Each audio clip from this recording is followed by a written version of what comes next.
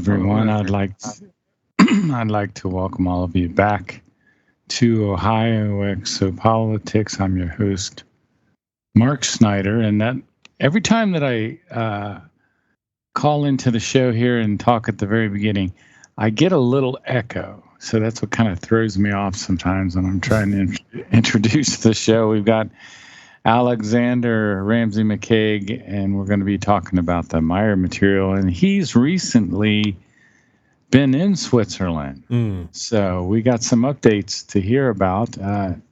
Is it early? It's kind of early for you right now, isn't it? 9 o'clock in the morning. Perfect time to be on the radio. Okay, good. I'm glad you feel that way. Oh, yeah, absolutely. I'm usually up around like 5:50 every day anyway. If the sun gets Even up on Sunday? Yeah, I get disappointed if the sun beats me up. So I got to... really? It's a race. Every day? Every day. Every day. Doesn't matter. Wow. Like clockwork. Do you remember that song by Pink Floyd, Time? I probably do. There's a great line in it, and it goes, you run and you run to catch up to the sun when it's sinking. It's sinking. Yeah, it's sinking, right? It says, only to find that it comes up behind you again. It's a great line. The song's got a lot of weight to it, but wouldn't the sun have some interesting stories if it could speak to us? It speaks all the time. We're just not listening. Oh, really? Yeah. I mean, can you imagine the Lyrians 22 million years ago probably dropped into Earth just to check things out for a while? Sure. It's like going on vacation. Oh, it looks nice here. Yeah, it's blue. It's blue and white. They got waterfalls. Wow. So that's what your trip to Switzerland was probably like, right? Yeah, it was.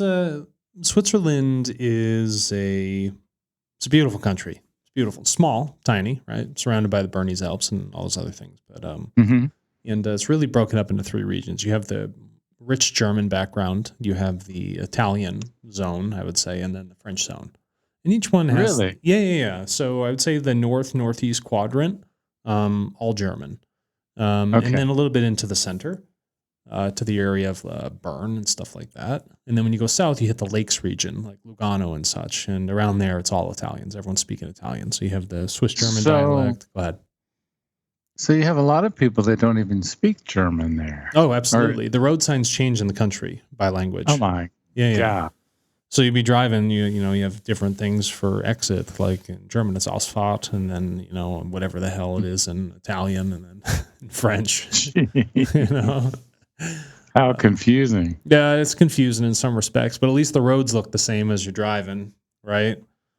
But it does have some beautiful places. You can see why they make some places like Adelboden and Grindelwald, places that are UNESCO World Heritage Sites. The Matterhorn's spectacular too. What a mountain. Very cool to see.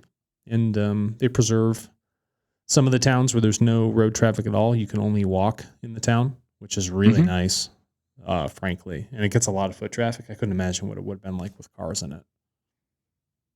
So when you're driving around, is your steering wheel on the same side as... Yeah. The only place to do that different is places that were imperial British colonies back in the day.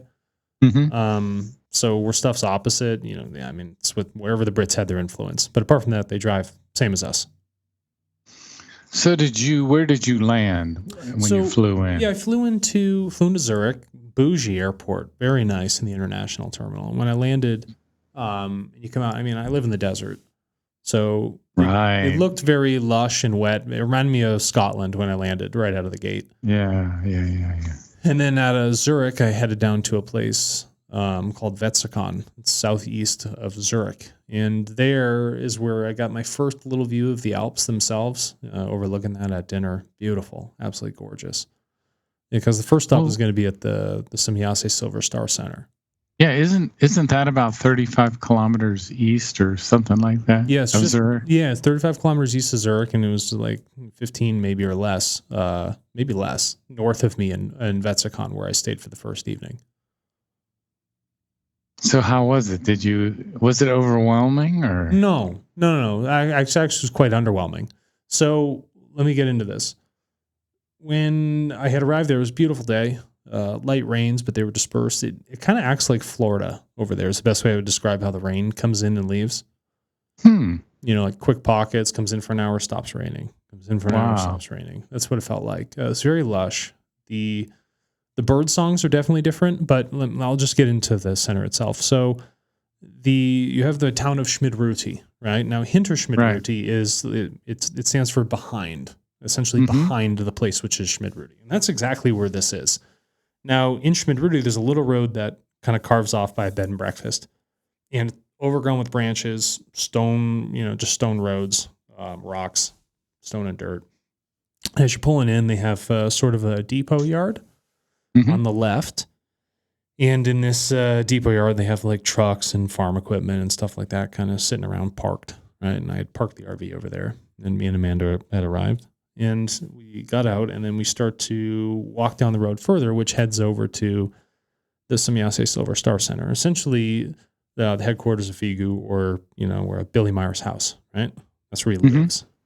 Now, you have some cool stone sculptures on the left, but there's 15 hectares of property, which is owned by Billy Meier, or like the nonprofit. You can't walk on any of it. Can't travel to it. Nothing. So really, yeah. When you come to the property, there's security cameras. There's the house. Wow. As you're walking in, you're going to see some raised beds on your left, where they do some light amount of crop growth. Yeah, and I wouldn't say it's anything crazy, but they're there. And there's some nice sculptures and a dragon sculpture off to your right. It's essentially a single walking path that comes in. And there's a very small walking path that cuts up to the right off your right shoulder, which is some stairs, so you can walk up the, pitched hills. But apart from that, you can't just really wander around. There's not very many places to go. Would they come out after you with guns? Or no, they wouldn't come out with you after guns. It's just it's private property. It's a person's house. Is the best way to describe it. So when you're there, you almost have to respect, that aspect of it. Yes, it's a visitor center, but they do have pretty strict rules because strangers show up all the time. And if it was my house, at first it didn't make sense. I'll share this. I'm more of a purist at heart with everything. Yeah. Like if there's one thing I love about Scotland is this idea that they have a thing called right to roam. You can just walk wherever the hell you want. Now, really? Yeah. Just walk right through people's property, and it's sort of a different mindset. But at the center itself, which is his house, there's a bunch of like charms and stuff, and this big bird cage with a bunch of birds in there. I'm like, well, that's weird. That doesn't make any sense. So let me clarify this. It's an old farm. It's been redone. It's very well kept. People that come to volunteer really show up, and they're just like picking up sticks around the property and keeping it clean. I didn't see anyone teaching classes. I didn't see a group meditation.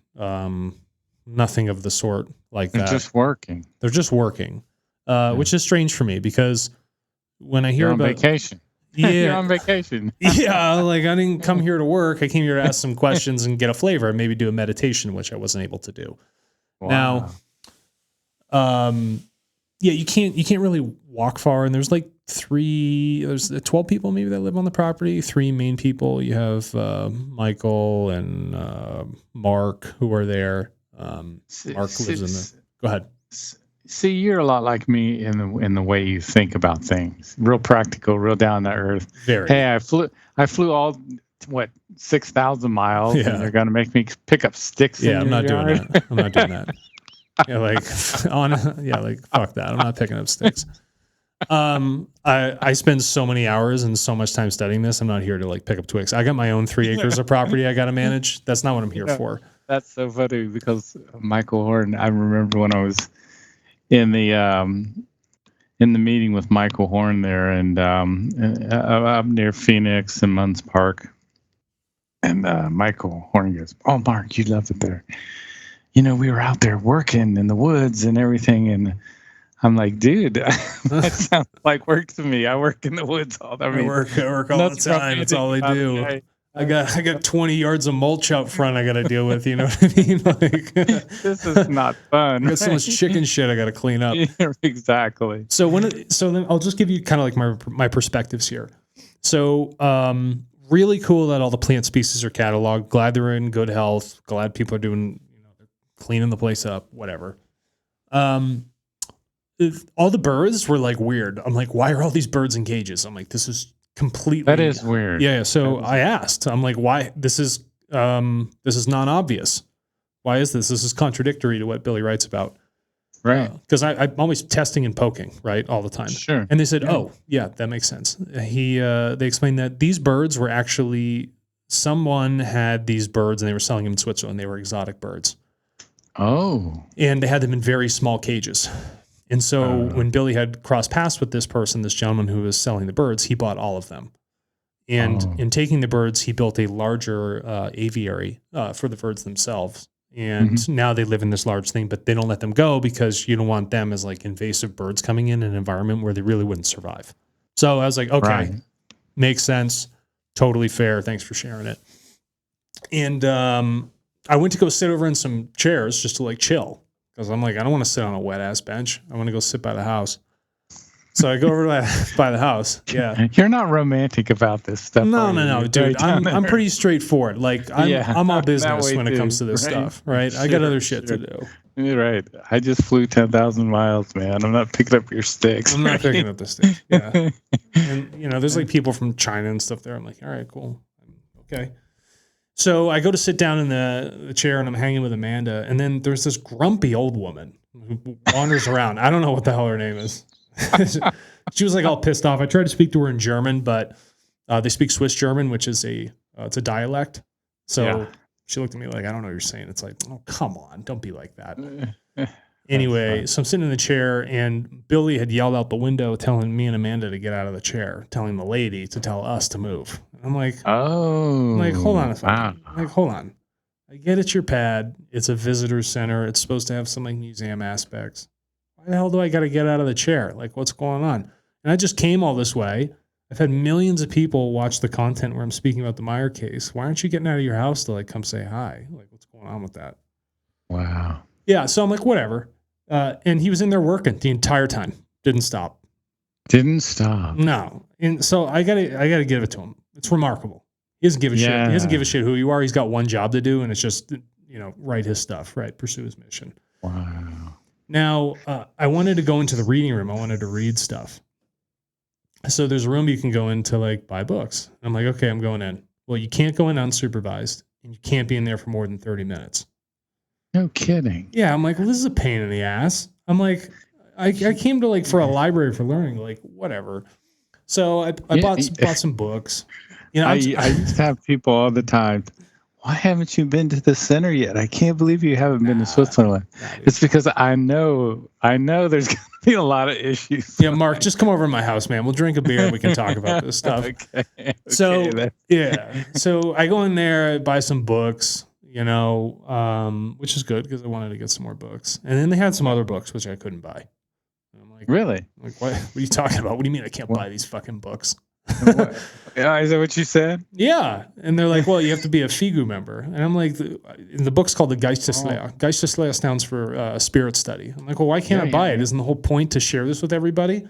And no one could give me a straight answer. So I ended up writing a letter to Billy saying this is completely non-intuitive and doesn't make sense to me. So please explain it. And it's annoying that I still had to write a letter and I had other questions. And you were standing right there. Maybe 10 feet. And I couldn't even get a hello. So I had asked him, I said, look, in my letter, I said, if you ever want to come to my house, here's my address. Be happy to welcome you with open arms, walk you around the property, go for a stroll.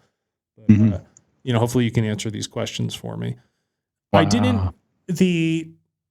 It was an underwhelming experience. I'm also glad. Here's what stuff. It's kind of strange. I view him as just a dude, right? Like for me, he's like a professor. Like I got to go ask you some questions. I'm curious. Exactly. Right? Perfect. Some of the people I felt there that were volunteers almost like prop him up, which is the polar opposite of one, what he wants, and two, I find it repulsive. Prop him up. That's interesting. Please, can you expound on that? Yeah, people like say, "Oh, this is a guru, or it's a guru. They're higher than me." Like all this other stuff. Yeah, the guy's he's incredibly intelligent. He's had wild experiences, but he's not like some supreme being on Earth. He's just another human being. Yeah, right. And it's funny. He just pushed out a contact report recently that talked about, he's like, "I'm not a prophet, none of these things. I'm just a herald, and I'm a teacher. I'm nothing special." I'm like, well, fucking good. Thank you. All right, great. You got that. Good. Yeah. So Yeah. I totally understand. So it was like weird. They had like this weird, like protective vibe, like outside people had nothing to do with him, just like people around it that were like volunteering. And to me, I'm like, what are you doing? Like, it's wrong. And to me, I'm like, you clearly don't understand what's going on here if you act like that. I'm glad you're here, but you still got it a little twisted, my friend. Okay. Really? So Yeah. they're in. Well, I don't want to say anything that's incorrect here. Did you meet Christian? Was Christian Frere Christian there? was out of town on a work trip, but I was there with Michael. Fantastic, wonderful, great disposition human being. Fabulous. Michael from Hinterschmidruti. He has a okay. He's got a YouTube channel. You've probably seen his stuff. He's great. He does a lot of interviews. You have to Billy. throw me a link sometime. I loved it. Happy to do so. And Mark was there, a guy who used to live out in Arizona, worked for air traffic control, retired early, and now he just lives full time. He's the one who runs a thing called Get Peace Straight or Turn Peace Right Side Up. I forget what it is. Does he have another? Is that a URL you can send me? Maybe it's, or it's on Facebook only or something. Oh, okay. Here's what it is. Underwhelming. I didn't get my questions answered. Didn't get to do meditation. It's frustrating because you invested all this time and money. Yeah, like, and I'm not anything special, but like, do me the courtesy of stepping the hell out of your house and just come say hi to me. That's all. That's all I want. You know? Yeah. And then people give me the thing was like, he doesn't have time to say hi to everybody. Well, it's like, first of all, I'm not everybody. I dedicate more time talking about this. I stick my neck out there constantly. I mean, do me a solid. You know what I mean? And plus, I need to speak to the nature and character of the person, which can't do. And that would also been like a pretty useful thing. But here's what I respect. It did aggravate me. But two, I got over it because guess what? Yeah. I respect the guy for working so hard. I respect him for following through with the fact that he just doesn't come out. He doesn't really care. He's just working. He's getting a job done. And if he did want to see everybody, I mean, like, it probably would take a bunch of time. And then someone said, well, he has endless amounts of work. Well, so then I was like, well, what does it matter if you just stop working for 15 minutes then? You have an infinite amount of work. It doesn't matter. You would meet you there. You know what I mean? So like, exactly. Whatever, all good. Nice place, peaceful. He's got a great little house. They call it the center. Here's the funny part. I wish it had a little bit more of like a Christian Science reading room vibe. You know what I'm talking about? Interesting. Yeah, I wish it had the aspects of more of a learning center. It's like all good that you're doing that stuff, but I want to go into a place where I can learn, where I can read, where I can ask questions, where people give presentations, where there's constant meditations happening. I didn't get any of that vibe. And it felt, I know it was someone's property, but it felt very restrictive walking through there. Well, if you go to some of the meetings, even the, ones that are held in the U.S. or whatever, it feels very restrictive. And it shouldn't. I'm too much of a purist, Mark, honestly. Yeah. My wife calls me a purist as well. I don't know if I am or not, but, like, it's like the meeting that I used to go to here. They spend the first hour just kind of chit-chatty, telling people what they did on their summer vacation or whatever. I'm like, Yeah, cool, whatever. Like, let's get down to brass tacks, Right, exactly. So you did not really get to speak to Billy. He kind of yelled at you. Yeah, yelled out the window. I recognized his voice like right out of the gate. He was in there typing or something. But he yelled to this grumpy old woman. I don't know who she was, but she wasn't nice. And if she listens to this episode, I mean, she should apologize because her attitude sucked. I don't really give a shit who you are. I mean, like, your attitude sucked. I don't greet people like that. So is Billy about 85 now? Maybe 87. Oh, is he that old? Yeah. Wow. Gee. Yeah. All good. So, and it's if you're that old, I kind of can see why you might be a little bit grumpy sometimes. Check this out. I had grandparents live, 100, 110 plus. They weren't grumpy. They were gentle. They were gentle giants of human beings all the way to the end. Please. Yeah. I'm not upset with him. I understand it, but I think a lot of people come to the center with a mindset, like you were saying, like we have, like you and I right now, we're just dialoguing, and it's like couldn't even get that. You couldn't get that. No, could you? and so for me, dude, I'm like, come on, why is it? This just is not. Right? If you are trying to, all right, don't get me wrong, materials rock solid. The guy has never said one contradictory thing. He's an absolute fucking marvel, right? Total outlier, incredible. Yeah. Mm-hmm. Dude, I want a dialogue. I got questions. I got like advanced shit I got to ask about that is just not there, you know, like be a teacher. That's what I want. I know you're being an author is one thing, but I would have appreciated if you were there as some wise sage that I could have asked more questions from. You know what I mean? Well, the two people that were talking to you that you mentioned, did they help at all? Michael was great. Michael's whole thing is about posterity. He's there for documentation. He's very good with videography and interviewing. So that's what he does. He's good. He's really, really good with it. Mark is just outside property management. That's how I would describe him. That's the vibe he gave me. Nice guy. Did he? Super Was he nice. Interested in the material? The one thing he liked to sure. repeat was, if you see something, take action. He liked to repeat that a lot. And I'm like, all right, cool. I mean, I get it. All good.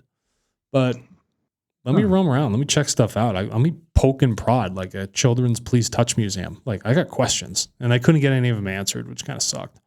You see, that, you know, for years, I couldn't even find someone to come on the show and talk about the Meier material. I mean, I could have Michael Horn on. Sure. But you can't have him every weekend or whatever. You know, you got to give a guy a break. Not me, though. You can pull me in every weekend. I don't need no breaks. I'm here to hustle. Yeah, I know. I'm like, where is that other guy? I'm looking for another guy that has the same kind of enthusiasm. Yeah. And is willing to put in some work. I'm here for it, man. I'm here to talk about the creational teachings, the creational laws and recommendations. I'll do it all day. I'll do it till I drop dead, right? Because the stuff's fabulous. It's just great. Like, dude, I can't speak for him. I'm a different human being. But if someone's showing up to my house, I'm greeting you. I don't even care if you got a gun in my face. I'm coming outside to say hi. It could be a defensive hi, but I'm on my way, right? That's funny. Yeah. That's funny. Let me send you a link. Did you get that link I sent you about the Might of Thoughts? Yeah, I did. Did you write that page? Was that all you? My notes. Wonderful. Yeah, nice setup, Mark. Yeah. You do a very good job. I like the way you have that structured. Oh, good. Let's take a look at that now. Is it okay to go there now? 100%, dude. I was just giving you my flavor of like disappointment and reconciling my time over there at the center. You know? It's kind of probably exhausting. Yeah, I was just like, fuck, dude. Like, all right, whatever. It's a dude's house. Okay. You know, it's a dude's house. Like, it's all right. Good. I'm not worried about it. Yeah. All right, go ahead. Let's talk about the might of the thoughts. Let's talk about synapses and mental plasticity. Oh, well, that too. I'm on page 224. Is that the one you're talking about? I don't know. Whatever you want. That's the link. Did I send you that link? Did you get it? I got the thing to your website, but I'll bring up whatever you want. I'll talk about it. Let's go. Let me put it in the chat, maybe, since it sounds like you didn't get the tangled ideas, confuse the thoughts. Oh, yeah, tangled ideas. Yeah, they do. You got that? You got that? Do you know what's funny? I was having a blast with Amanda, my wife. See, well, go ahead. You were experiencing that while you were in Switzerland. Yeah, you had tangled ideas. Yeah. Here's what it is.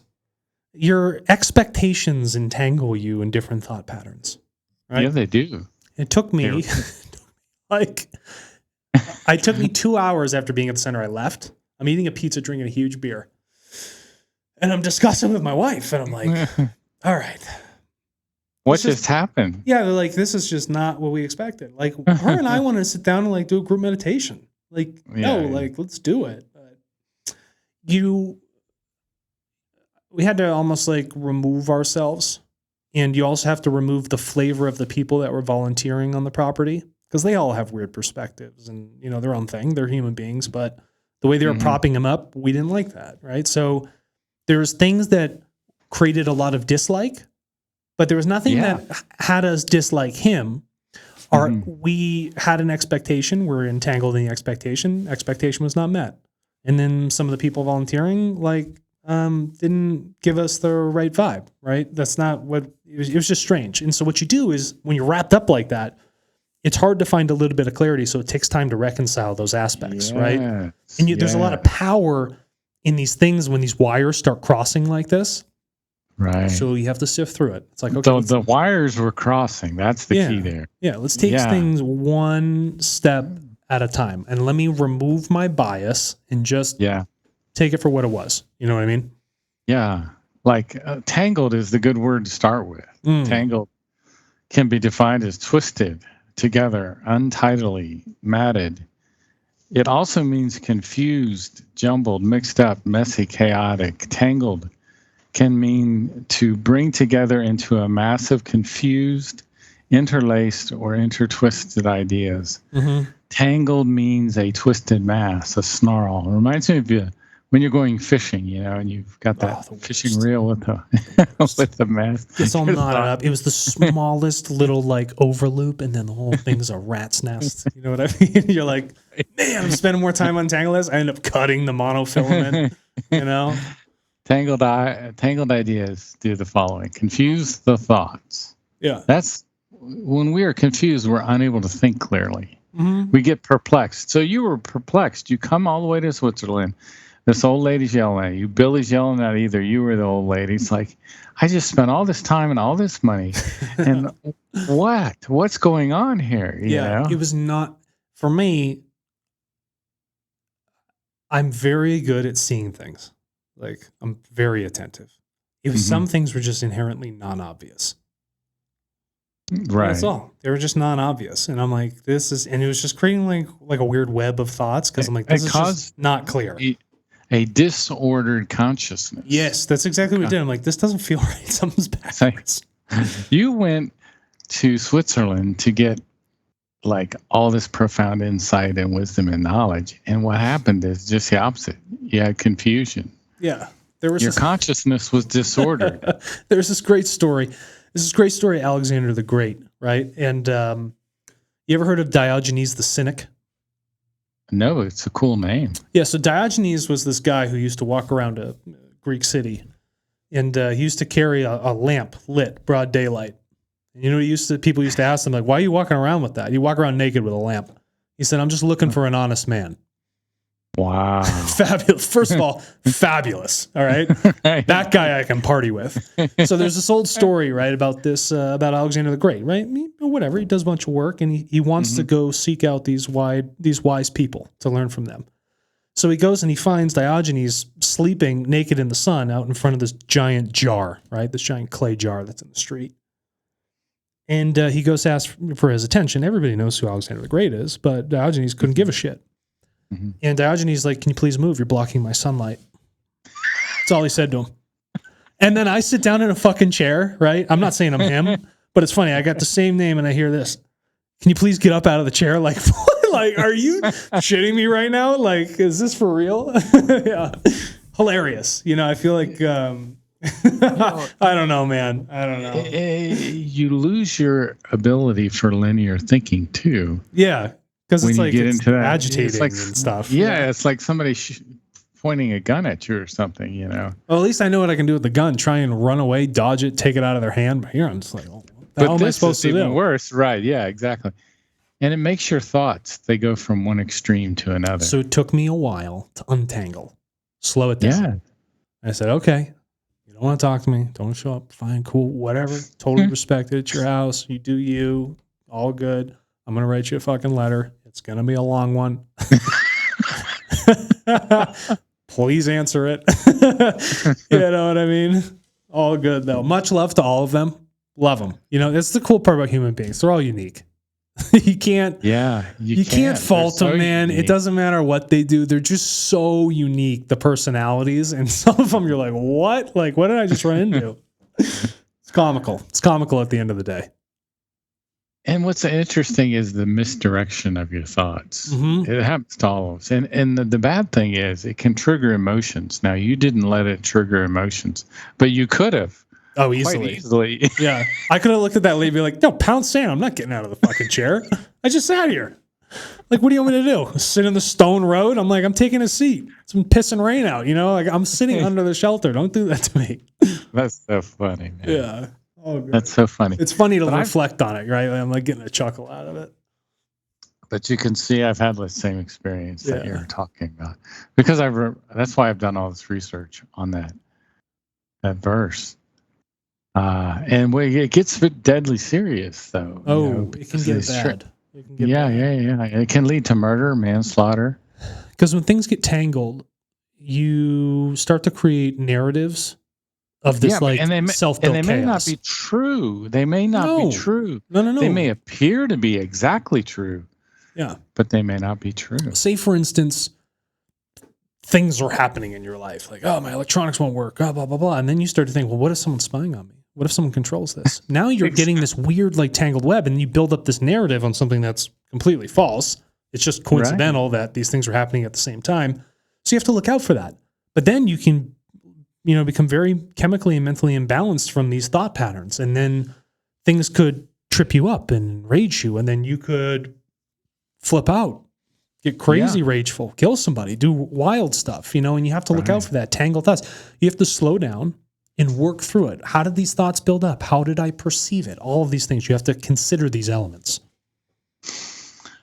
And what's interesting also is that the room for virtue and rationality is lost in the consciousness. Oh, yeah. There's no space. It's like you're packing it full of ropes that are all tied up, or electrical cords. Electrical cords are like cold and stiff.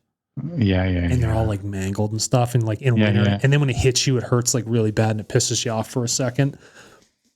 Because you're just trying to do your outside work, but it's cold outside already.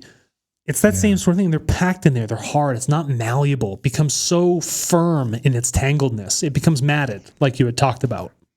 And what happens with me is I can't really set a zeal then. Mm-hmm. I cannot set a target, a goal. I just can't. I just have to get myself in a better state before I can know what the next target.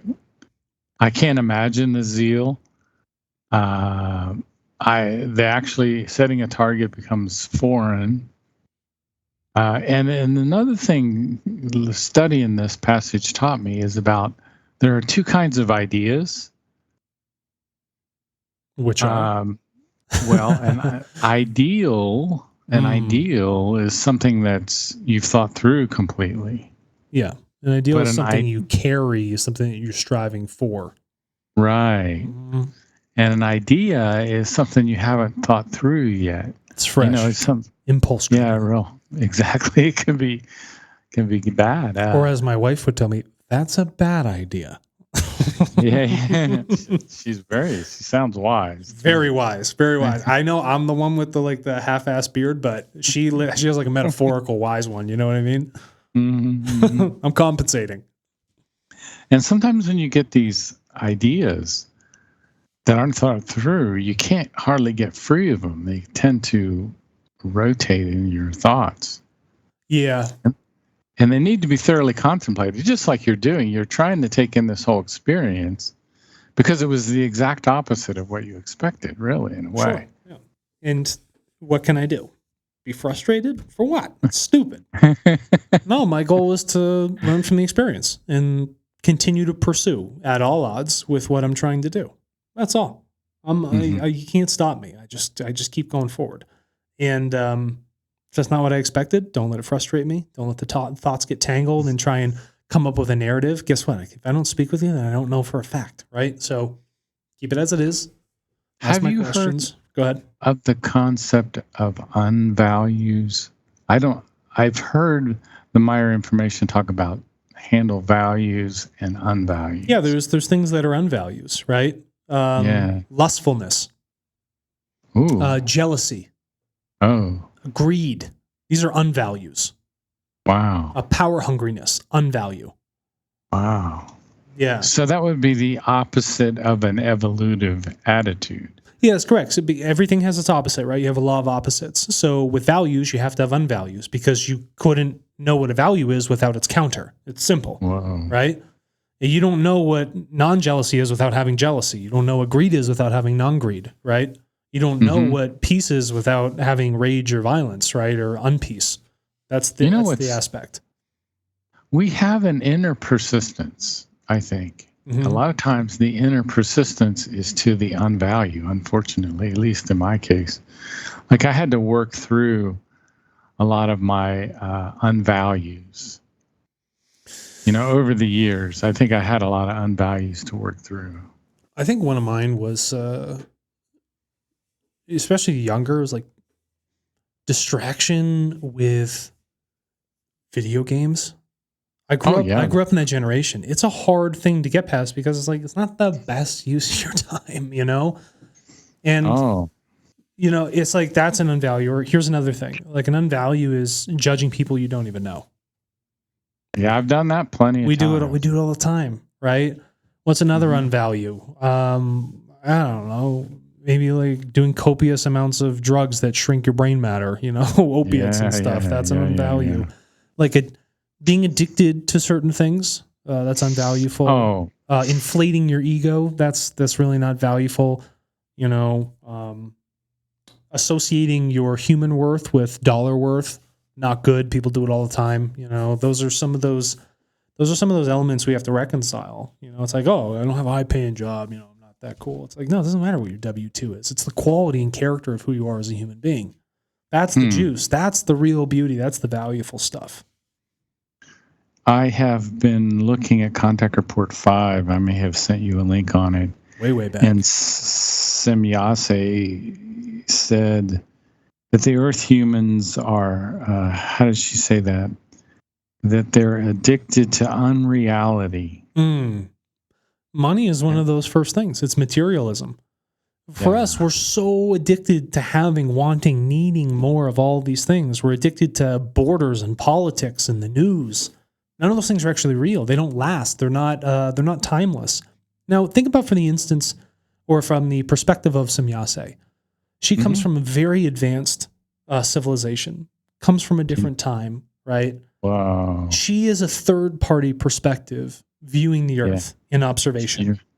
Can you imagine? No, how you felt? Yeah. So it's like they are uniquely positioned for their view of observation beyond what we have. We're stuck in the mess. So for us, it takes a lot of extra work, being that we were born into it, all of this stuff, to remove yourself from this non-real world we've created, in a sense.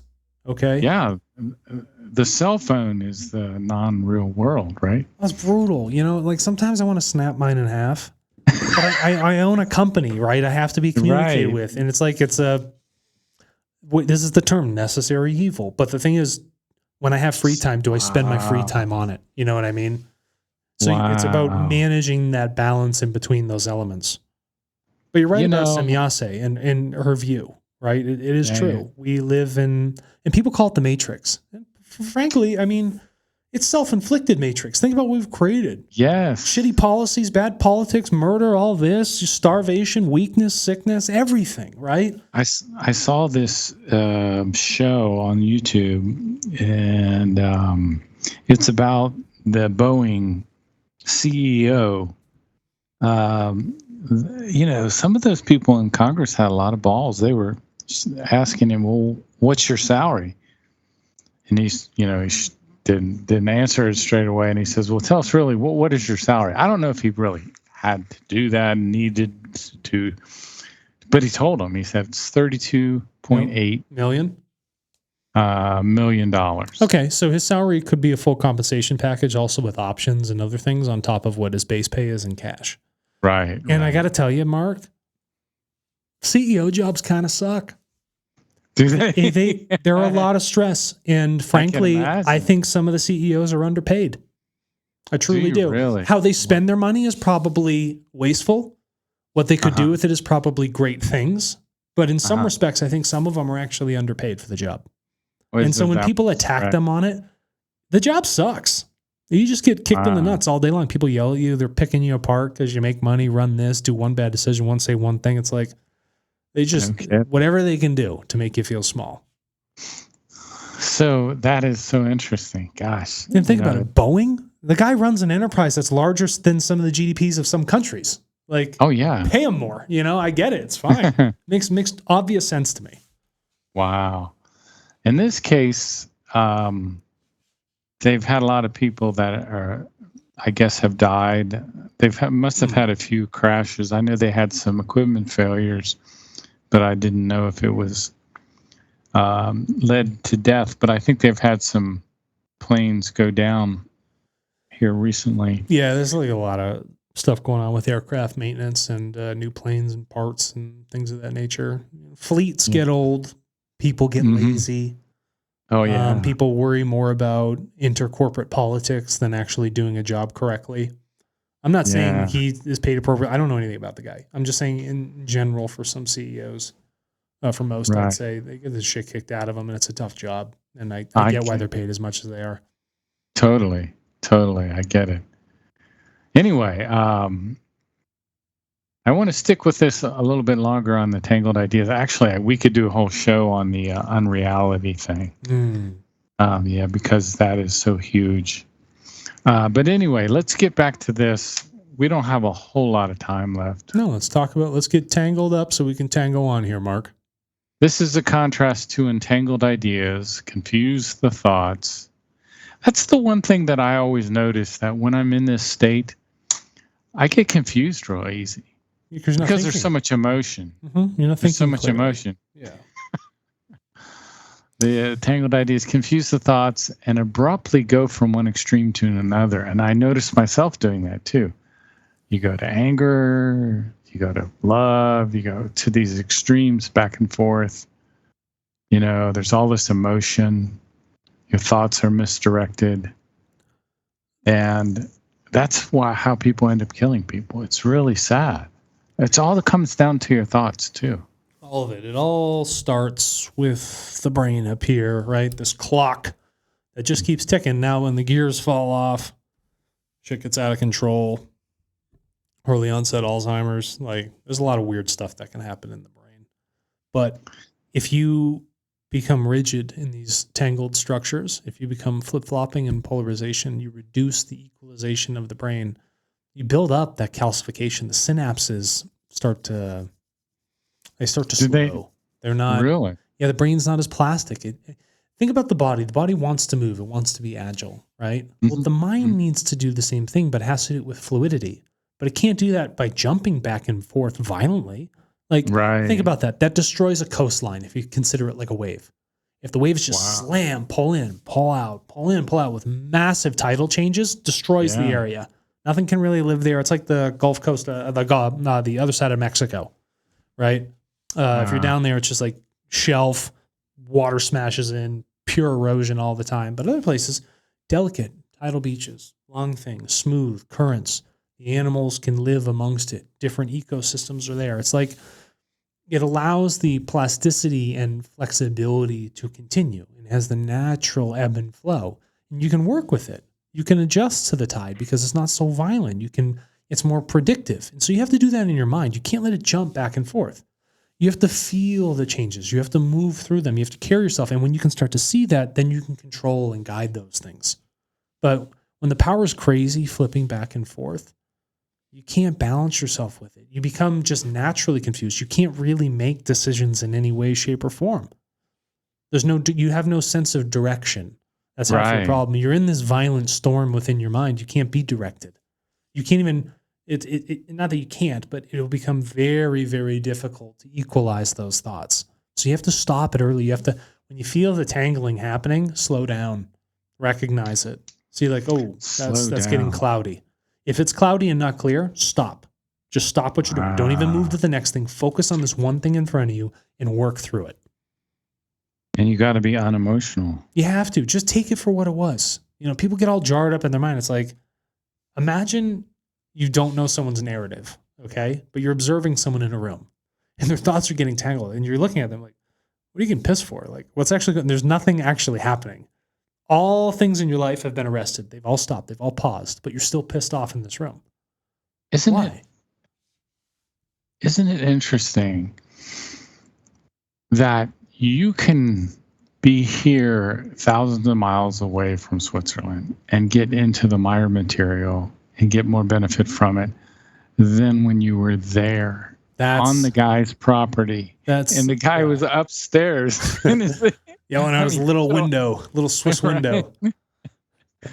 Isn't that crazy? But here's what makes sense. You ready for this? The whole point is that the material, the laws, the recommendations, everything about it. It's not useful in one area. It's useful everywhere. And you don't have to find the glory and the understanding and the enlightenment by going to a place. That's the opposite thing. And that's not what I was looking for. I just had some questions. Like I was going to talk to a teacher, but people look for enlightenment at a specific point. I got to go to this temple. I gotta go, to this mosque. I have to go to this church over in France, like whatever it might be. But in truth, this material is valuable everywhere. And as you continue to think on it, it builds up more of that value, even from the place where you'd say is the epicenter of where it was written. It doesn't matter. And it just speaks even further to the value and context of what does get written about and how it is applicable everywhere. And that's what's really incredible. We are told to recognize the values and the unvalues in our ideas. So perhaps we must remove unvalues from our ideas in order for the ideal to come out. Mm-hmm. You can't have good ideals unless you remove the bad stuff, right? Right. Yeah. I think an unvalue is something negative that we have come to value over time. Yeah, we perceive it as valuable, but but it's not. In truth, it is not. Right. Okay. So a negative thought pattern that we have started to value. And I think sometimes it can take months or even years to let go of those unvalues. Sure. Yeah. How hard for some people, they carry jealousy their whole life. They think about one person and one thing, or like if I was there in their shoes, it could have been me. I could have had that. I could have had the lottery ticket. They're just jealous all the time, and it eats them up. And then they're like, something? And then that idea, not the jealous idea, but everything that surrounds it, that now frames their world. Now you become this victim to everything. Wow. Right? Wow. And go ahead. Sorry, Mark. I'll shut up. No. That's perfect. Because what you're saying is, I think what you're talking about something that happened thousands and thousands of years ago, back in the time of Atlantis, when the people, who was the guy? What was the guy's name? Eris, the barbarian? Aris. Yeah. Yeah, Aris. Good pronunciation. Mm. So he was a person that had unvalues that were framing his thoughts. And they came from Beta Centauri to attack the people of the Earth again, to take over. And I've always wondered about, why would you hold a grudge for a whole society holds a grudge for thousands of years? Mark, I'm sure you've met some people that hold some grudges. Yeah, but that's unbelievable. Think about it I have friends. Think about these people. Right. I still think of them as friends, but think about purists in like the scientific standpoint. Oh, they went with the Bohr model instead of mine. Like, fuck those guys. And they're running the whole world, and they're saying we're the idiots. What it does is when you're like that, it makes you very divisive. It's very separate. It separates very quickly. And some people have ideas of how things should be controlled or how society should be run. And some people say, hey, I don't agree with the majority. So, if the majority wants what the majority wants, then have at it. I'm out of here. But if you piss someone off before they go, if you drive them out, make them feel small, they're going to come back pretty pissed off. Indeed. Indeed, my friend. Indeed. Don't push them. It's not worth it. Yeah. Don't push people. The whole is a scale according to which the human being can assess himself as well as other human beings in relation to a psychopathic character pattern. Yeah. So we take on this psychopathic character pattern when we hold these grudges and have unvalued. Why are you pissed off for the past 25 years? That's fucking psychotic. You know what I mean? Really? Like, why? Why are you building armaments in your house, worried about your neighbor coming over? You haven't seen the guy in like 6 weeks. Like, chill, But no, people do it. They create these narratives, and these narratives throw off the chemical imbalance in their brain, and then they have some sort of psychotic break. It happens all the time, far more often than we think. It's a very, very normal thing to occur. Here's one, and this is from the Figu Dictionary site. It says, unvalues that are characteristic of psychopaths. The lack of ability to have deep feelings for others. Yeah, they wouldn't care. Killing people. I mean, people who are murderers, they don't give a shit about your feelings. They're just there to kill you. They're psychopathic. You know, I'm still amazed that there are people calling for war against Russia. What? You want to know? You know what it is, Mark? Go ahead. Those people have never been to war. Those people have never been shot at. They've never had a gun pointed at their face. They do not understand what it's like when people are killed lying beside them. They're there just yelling, having other people do their bidding.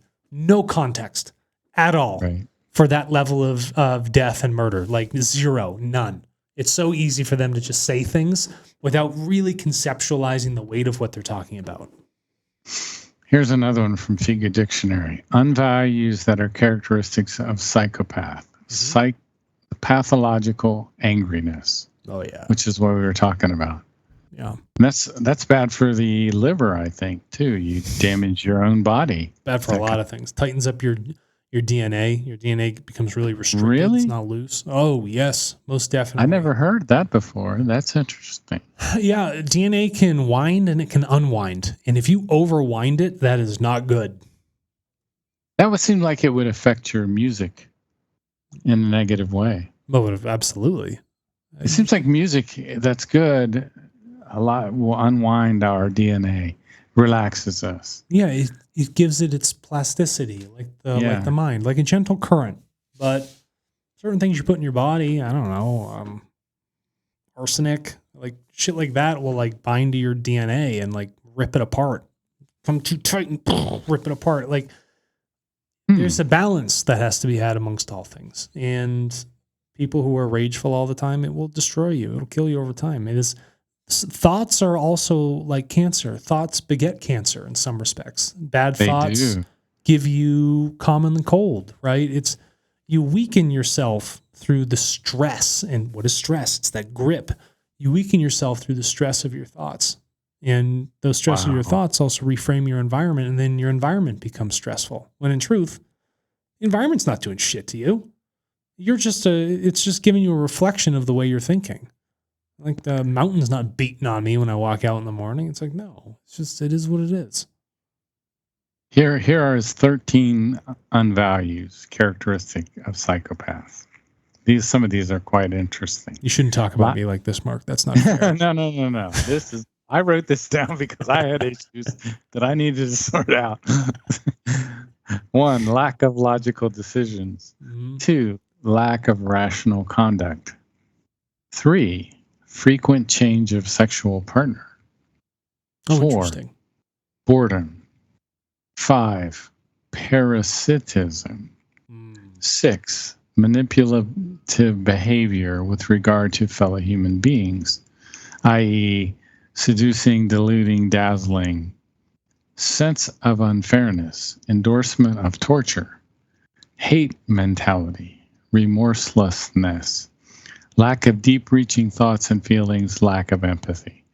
So I think there are some 70 of these unvalues up on Figu Bulletin 68.